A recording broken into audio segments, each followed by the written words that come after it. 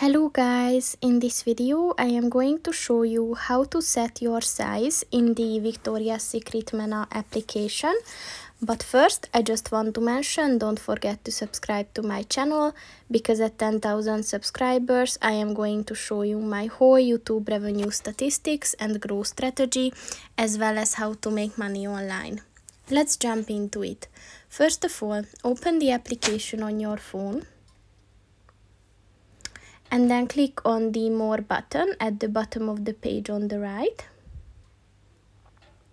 And then click on the My Account button.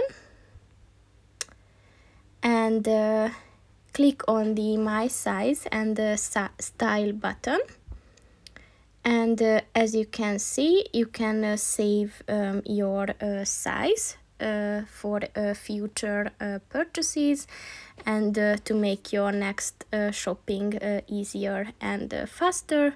So in order to do that, you can choose if you want to give your measurements in inches or centimeters, and then just give your band and your bust size, and then click on the Get My Size button.